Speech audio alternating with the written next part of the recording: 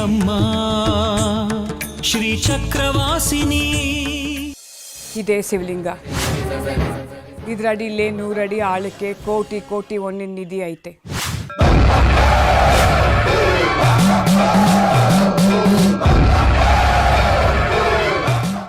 ಒಟ್ಟು 8 ಬಾಗಿಲುಗಳವೆ. ಅವಕ್ಕೆ ಬೀಗ ಜಡ್ದಿರ್ತೆ. ಆ ಬೀಗದೆಸ್ಲು ಸಾಮಾನ್ಯವಾದವಲ್ಲ. ಮಹಾನ್ ಸಾಧು ಸಾಧ್ವಿಗಳ ಶವಗಳಿಂದ ತೆಗ್ದಿರೋ ಮೂಳೆಯಿಂದ ಮಾಡಿರೋವು.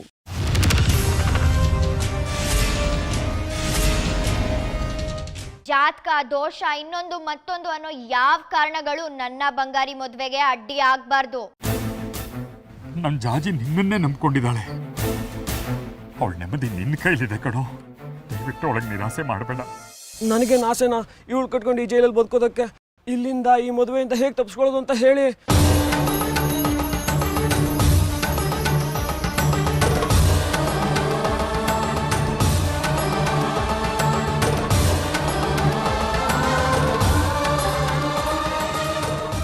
ಚಿಕ್ಕ ಯಜಮಾನ್ರೆ,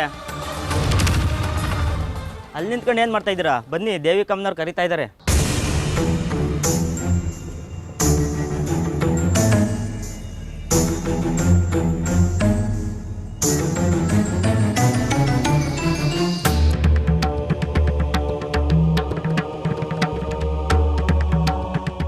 ಮುಂದೆ ನಮ್ಮ ಮಾಡೋದು? ನಮ್ಮನ್ನೆಲ್ಲಿ ಕರ್ಕೊಂಡು ಬಂದಿರೋದು ಸುಂದ್ರಮ್ಮ. ಈ ಸಿಕ್ಕುಗಳನ್ನ ಗೋಜಲ್ಗಳನ್ನ ಉಂಟು ಮಾಡಿರೋದು ಸುಂದ್ರಮ್ಮನೇ. ಇದಕ್ಕೆಲ್ಲ ಅವಳೇ ಏನಾದ್ರೂ ಪರಿಹಾರ ಕೊಡ್ತಾಳೆ. ನನಗೆ ನಂಬಿಕೆ ಇದೆ, ಅವಳೇನಾದ್ರೂ ಪವಾಡ ಮಾಡೇ ಮಾಡ್ತಾಳೆ.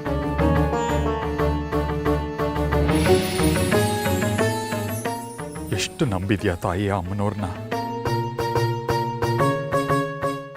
ಅವಳೇ ಏನಾದ್ರೂ ದಾರಿ ತೋರಿಸ್ಬೇಕು.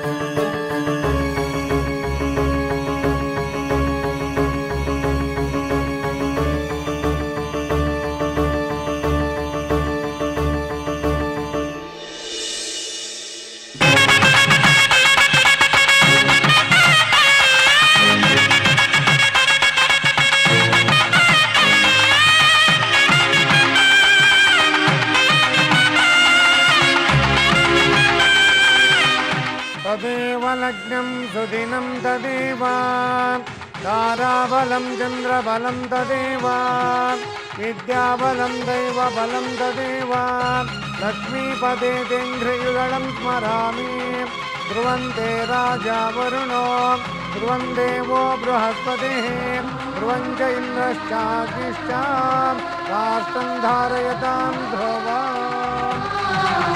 ಬಂಗಾರಿ, ಇವರೇ ನಮ್ಮ ಮದ್ವೆ ನಿಶ್ಚಯ ಮಾಡೋಕ್ ಬಂದಿರೋ ಪುರೋಹಿತ್ರು. ನಮಸ್ಕಾರ ಮಾಡು. ನಮಸ್ಕಾರ. ನಮಸ್ಕಾರ.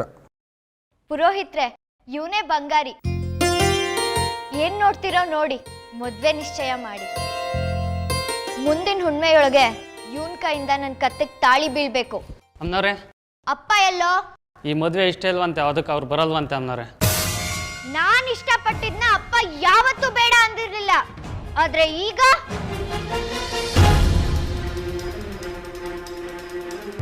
ಮದ್ವೆ ವಿಚಾರಕ್ಕೆ ಬಂದ್ರೆ ನನ್ನಿಷ್ಟನ ಧಿಕ್ಕರಿಸ್ತಾ ಇದ್ದಾರ. ಈ ದೇವಿಕಾ ಯಾರಿಗೂ ಹೆದ್ರೋಳಲ್ಲ.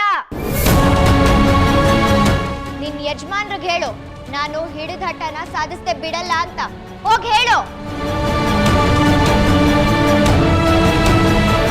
ಪುರೋಹಿತ್ರೆ, ಮದ್ವೆಗೆ ಗಂಡು ಮುಖ್ಯ. ಬಂಗಾರಿ ಇಲ್ಲೇ ಇದ್ದಾನೆ. ನನ್ ಮದ್ವೆ ನಡ್ದೇ ನಡೆಯುತ್ತೆ. ನಾನು ಈ ಊರ್ ಪಾಳೆಗಾರ ಶಿವರುದ್ರಪ್ಪಂಗೋಸ್ಕರ ಮದ್ವೆ ಆಗ್ತಿಲ್ಲ, ನನ್ಗೋಸ್ಕರ ಮದ್ವೆ ಆಗ್ತಾ ಇದ್ದೀನಿ. ನನಗೆ ಯಾರ ಅಪ್ಪನೇನು ಬೇಕಾಗಿಲ್ಲ. ನೀವು ನಿಮ್ ಕೆಲ್ಸ ಮುಂದುವರಿಸಿ. ತದೇವ ಲಗ್ನಂ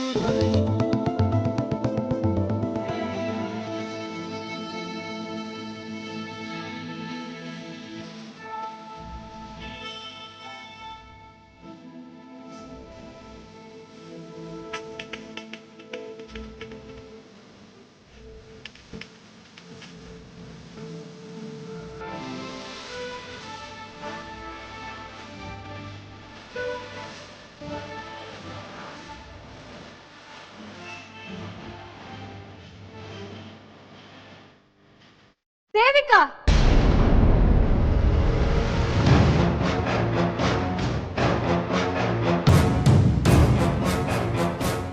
ಏನೇ ನಿನ್ನ ಬಂಗಾರಿ ಮದ್ವೆ ಮಾತುಕತೆ ನಡೆಸ್ತಿದೀಯಾ?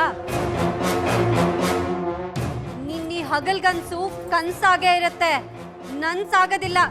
ಈ ಬಂಗಾರಿ ಹೇಳಿ ನಿಂಗೆ ನೀನ್ ಹಾಕೋ ಗೊಡ್ಡ ಬೆದರಿಕೆಗೆ ಹೆದರ್ಕೊಂಡು ಹೇಗ್ ಕೂತಿದ್ದಾನ್ ನೋಡು.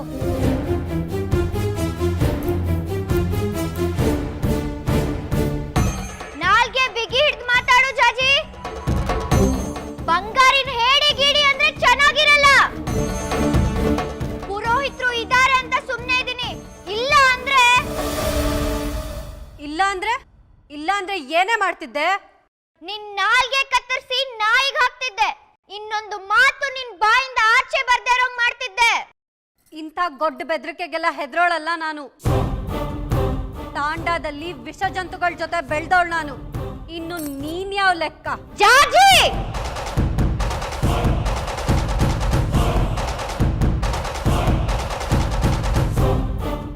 ಕಿರ್ಚು ದೇವಿಕಾ, ಕಿರ್ಚು, ಜೋರಾಗೆ ಕಿರ್ಚು. ನಿಮ್ಮನೆ ಸೂರು ಕಿತ್ತು ಬರಬೇಕು, ಹಾಗೆ ಕಿರ್ಚು. ಆದ್ರೆ ಸತ್ಯ ಯಾವತ್ತೂ ಸುಳ್ಳಾಗಲ್ಲ, ತಿಳ್ಕೊ. ಬಂಗಾರಿ ನನ್ನವನು. ಇದಕ್ಕೆ ಚಕ್ರಾಪುರಿ ಸುಂದ್ರಮ್ಮ, ಅರಿಹಂತಪುರದ ದಕ್ಷಿಣನಾಥನೇ ಸಾಕ್ಷಿ.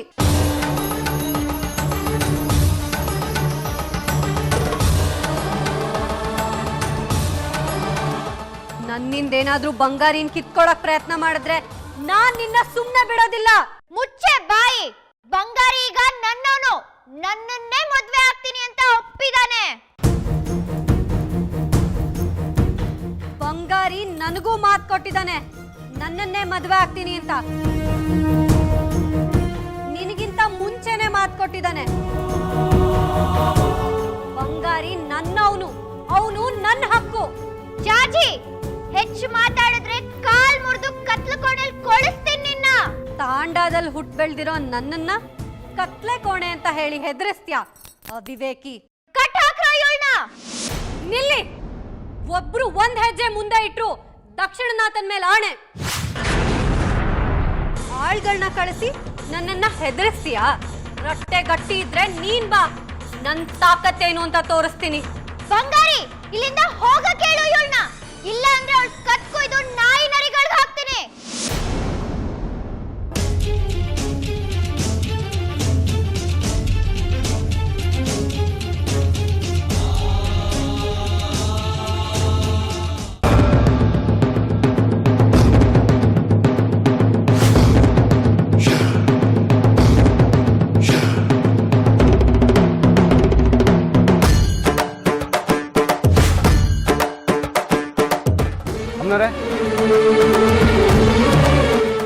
ಹೇಳಿದ ಕೆಲಸ ಆಯ್ತೇನೋ? ಆಯ್ತಮ್ಮನವ್ರೆ, ನೀವು ಹೇಳ್ದಾಗೆ ಅರ್ಥ ಕೆಲಸ ಆಗಿದೆ. ಗುರುಗಳಾಗ್ಲಿ, ಭಕ್ತಾದಿಗಳಾಗ್ಲಿ, ಶಿವರುದ್ರನೇ ಆಗ್ಲಿ, ಯಾರು ಬರ್ದೇ ಇರೋ ಹಂಗೆ ನೋಡ್ಕೋಬೇಕು. ಹಂಗೂ ಬಂದ್ರೆ ಗೊತ್ತಲ್ಲ ಏನ್ ಮಾಡ್ಬೇಕು ಅಂತ. ಸರಿ ಅಮ್ಮನವ್ರೆ.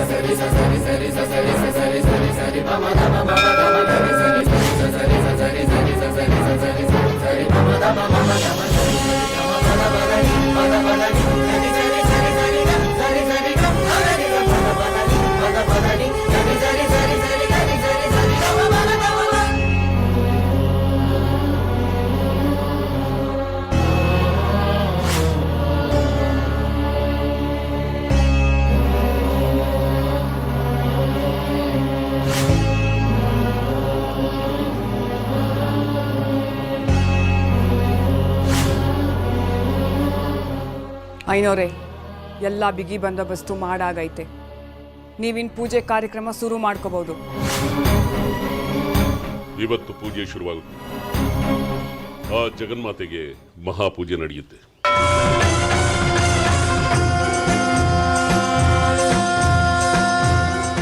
ನಂತರ ಗರುಡ ಮಂತ್ರ ಉಚ್ಚಾರಣೆ ಮಾಡ್ತೀನಿ. ನಿಧಿ ತೆರವಾಗುತ್ತೆ. ಇಷ್ಟು ಮಾಡೋದು ನನ್ನ ಜವಾಬ್ದಾರಿ. ಅಷ್ಟು ಮಾಡ್ರಿ ಐನೋರೆ. ಕೆಲಸ ಮುಗಿದ್ಮೇಲೆ ನಿಮ್ಮ ವಿಗ್ರಹ ನಿಮ್ಮ ಕೈ ಸೇರ್ತದೆ. ಈ ವಿಷಯ ಯಾರಿಗೂ ಗೊತ್ತಾಗಬಾರ್ದು. ಅದರಲ್ಲಿ ನಿಮ್ಗೆ ಯಾವ ಸಂಶಯನೂ ಬೇಡ.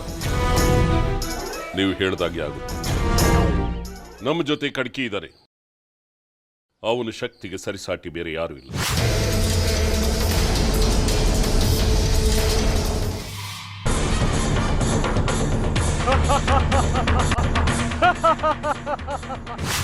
ನಿಧಿ ಸಾಗಿಸೋದಕ್ಕೆ ನೀವು ಅವನ ಸಹಾಯ ಪಡ್ಕೋಬಹುದು. ಆದರೆ ಒಂದು ಷರತ್ತು, ನಿಮ್ಮ ಕೆಲಸ ಮುಗಿದ ಮೇಲೆ ವಿಗ್ರಹ ನನ್ನ ಕೈ ಸೇರಬೇಕು. ಯಾವುದೇ ಮುಲಾಜಿಲ್ಲದೆ. ಅದ್ರಲ್ಲಿ ಬೇರೆ ಮಾತೇ ಇಲ್ಲ ಐನೋರೆ. ನಿಧಿ ನಮ್ದು, ವಿಗ್ರಹ ನಿಮ್ದು.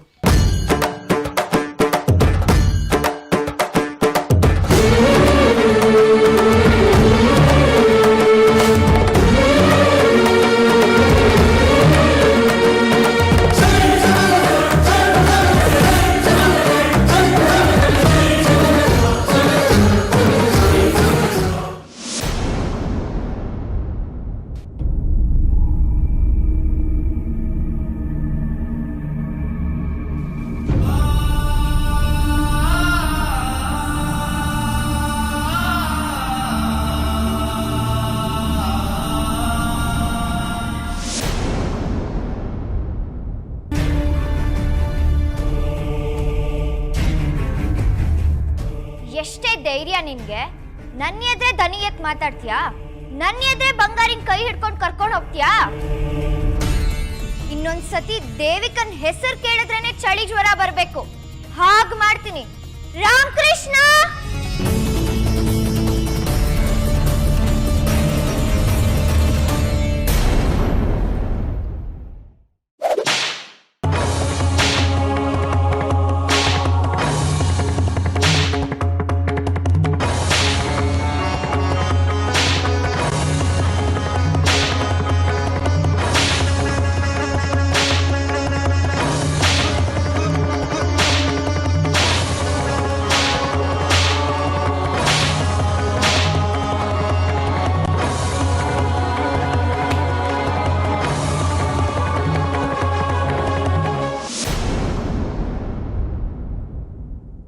ಇಷ್ಟೇನಾ ದೇವಿಕಾ ನಿನ್ ಶಕ್ತಿ? ನಿನ್ ಕೈಲಿ ಇಷ್ಟೇನಾ ಹೊಡಿಯೋಕಾಗೋದು? ಬರೀ ಮಾತಾಡಿದ್ರೆ ಸಾಕಾಗಲ್ಲ, ರಟ್ಟೆಲಿ ತಾಕತ್ತಿರ್ಬೇಕು.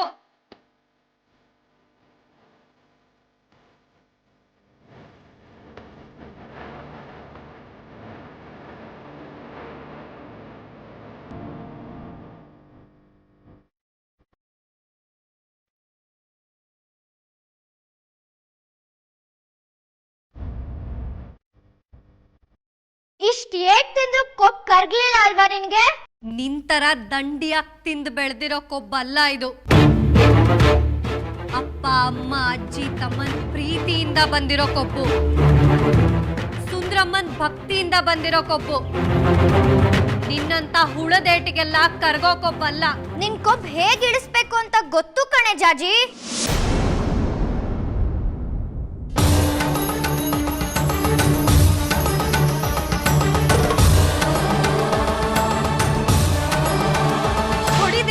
ಹೊಡಿ, ಅದ್ ಎಷ್ಟು ಹೊಡಿದ್ಯೋ ಹೊಡಿ. ನಿನ್ ಕೈಯಲ್ಲಿರೋ ಶಕ್ತಿನೆಲ್ಲ ಕೂಡಿಸ್ಕೊಂಡು ಹೊಡಿ. ಹೆಚ್ಚು ಅಂದ್ರೆ ಏನಾಗತ್ತೆ? ಮೈ ಮೇಲೆ ಬಾಸುಂಡೆ ಬರುತ್ತೆ, ಇಲ್ಲ ಚರ್ಮ ಕಿತ್ ಹೋಗತ್ತೆ. ಬಾಸುಂಡೆ ಬಂದ್ರೆ 4 ದಿನದಲ್ಲಿ ಕಡಿಮೆ ಆಗತ್ತೆ. ಚರ್ಮ ಕಿತ್ ಹೋದ್ರೆ ಹೊಸ ಚರ್ಮ ಹುಟ್ಕೊಳತ್ತೆ. ಆದ್ರೆ ನನ್ನನ್ನು ಹೊಡೆದ ತಪ್ಪಿಗೆ ನಿನ್ ಕೈ ಶಾಶ್ವತವಾಗಿ ಬಿದ್ದು ಹೋಗತ್ತೆ. ಬಂಗಾರಿ ಕೊರಳಿಗೆ ಹಾರ ಹಾಕೋದಕ್ಕೂ ಶಕ್ತಿ ಇರೋದಿಲ್ಲ ನಿನ್ಗೆ. ಅವಳನ್ನ ಬಿಟ್ಬಿಡು ದೇವಿಕಾ. ಹೀಗೆ ಹೊಡೆದು ಬಡ್ದು ಮಾಡೋದ್ರಿಂದ ಏನ್ ಪ್ರಯೋಜನ? ನೀನು ಬೇಕಾಗಿರೋದು ನಾನು ತಾನೆ. ನಾನು ಹಿಂಗೆ ಸಿಕ್ಕಿದ್ದೀನಲ್ಲ. ಒಂದ್ ಕಾಲದಲ್ಲಿ ಜಾಜಿಗೆ ಮಾತು ಕೊಟ್ಟಿದ್ದು ನಿಜ, ಅವಳನ್ನೇ ಮದುವೆ ಆಗ್ತೀನಿ ಎಂದು ನಿಜ. ಆದ್ರೆ ಈ ಕಾಲ ಬದಲಾಗಿದೆ, ನಾನು ನಿನ್ನೆ ಮದುವೆ ಆಗ್ತೀನಿ ಅಂತ ಹೇಳಿದ್ದೀನಲ್ಲ. ಮತ್ತ್ಯಾಕೆ ಅವಳನ್ನ ಹೊಡಿತೀಯ? ಇವಳಿ ಬೇಕಾಗಿರೋದು ನನ್ನ ಪ್ರೀತಿ ಅಲ್ಲ, ವಿಗ್ರಹ. ಅದನ್ನ ಕೊಟ್ಬಿಡು, ಅವಳು ಹೊರಟೋಗ್ಲಿ. ನಿನಗೆ ಬೇಕಾಗಿರೋದು ನಾನಲ್ವಾ? ನಾನು ನಿನ್ನ ಜೊತೆನೇ ಇದ್ದೀನಲ್ಲ. ಬಂಗಾರಿ, ನೀನ್ ಯಾಕೋ ಅವಳಿಗೆ ಅಷ್ಟೊಂದೆಲ್ಲ ಹೇಳ್ತಿದ್ಯಾ? ಅವಳಿಗೆ ಭಯ ಕಣೋ, ಭಯ. ನೀನ್ ಅವಳಿಗೆ ಸಿಗೋದಿಲ್ಲ ಅನ್ನೋ ಭಯ. ಅದನ್ನ ಹೀಗೆ ನನ್ ಮೇಲೆ ತೀರಿಸ್ಕೊಳ್ತಿದ್ದಾಳೆ. ಅವಳ ಪ್ರೀತಿ ಮೇಲೆ ಅವಳಿಗೆ ನಂಬಿಕೆ ಇಲ್ಲ. ಜಾಜಿ, ಬಂಗಾರಿ ನನ್ನೋನು ಅನ್ನೋದು ವಿಧಿ ಲಿಖಿತ. ಅದನ್ನ ಬದಲಾಯಿಸಕ್ ಯಾರಿಂದನೂ ಸಾಧ್ಯ ಇಲ್ಲ. ನನಗೆ ನನ್ ಮೇಲೆ ನಂಬಿಕೆ ಇದೆ. ಭಯ ಇರೋದು ನಿನಗೆ, ನನಗಲ್ಲ. ನಿನಗ್ ನಿನ್ ಮೇಲೆ ನಂಬಿಕೆ ಇದ್ದಿದ್ರೆ ನನಗೆ ಸುಂದ್ರಮ್ಮನ್ ಕೊಟ್ಟು ವ್ಯವಹಾರ ಮುಗಿಸ್ತಿದ್ದೆ. ಹೀಗ್ ನನ್ನನ್ ಕಟ್ ಹಾಕಿ ಹೊಡಿತಿರ್ಲಿಲ್ಲ. ಹೇಗಿದ್ರು ಬಂಗಾರಿನ್ ಖರೀದಿಸ್ತಿದ್ಯಾ. ಬಂಗಾರಿ ನಿನಗೆ, ಸುಂದ್ರಮ್ಮ ನನಗೆ ಅಂತ ವ್ಯವಹಾರ ಮುಗಿಸ್ಬಿಡ್ಬೋದಿತ್ತು. ಆದ್ರೆ ನಿನ್ ಮೇಲೆ ನಿನಗ್ ಭಯ. ನೋಡು ಜಾಜಿ, ವಿಗ್ರಹನ ನಿನಗೆ ಕೊಡ್ತೀನಿ, ಬಂಗಾರಿನ ನನಗ್ ಬಿಟ್ಬಿಡು.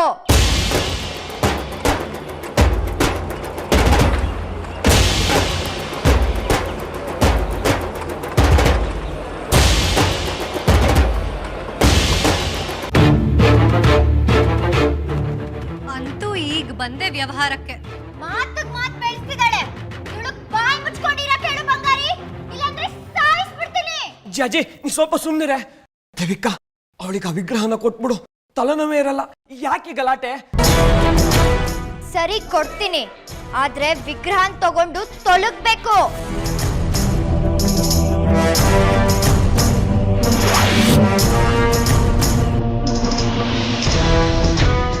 ಮತ್ ಯಾವತ್ತು ನಿನ್ ತಂಟೆಗ್ ಬರ್ಬಾರ್ದು ಅಂತ ಹೇಳು ಇವಳಿಗೆ.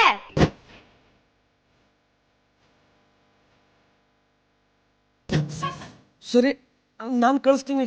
ಇವಳಿಗೆ ವಿಗ್ರಹ ಕೊಡು, ಇವಳು ಹೋಗ್ತಾಳೆ. ಸರಿ, ಆಯ್ತು.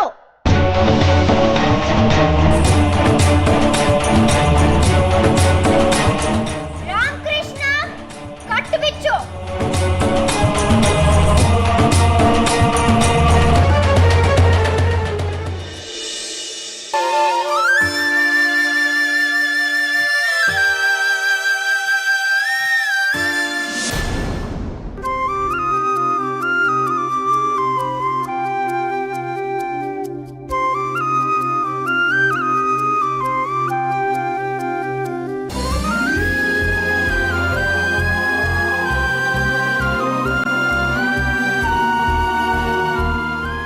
ಯಾಕೆ ನನಗೋಸ್ಕರ ಏನ್ ಬೇಕಾದ್ರೂ ಮಾಡ್ತೀಯಾ? ಯಾಕೆ ಅಂದ್ರೆ ನೀನಂದ್ರೆ ನಂಗಿಷ್ಟ.